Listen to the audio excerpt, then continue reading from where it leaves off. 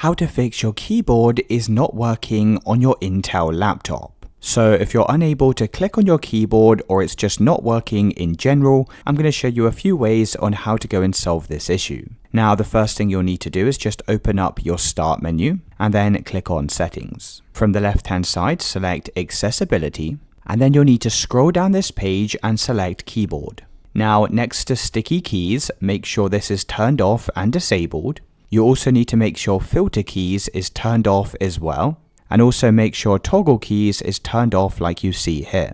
Now once you've done all of this, you can check to see if that solves the issue. If it's still not working, then right click on your Start menu and then go and select Device Manager. Now click on the drop down arrow next to Keyboards and you should be able to see your keyboards from the list. Now if you have more than one keyboard, you may need to go and do this for both of them.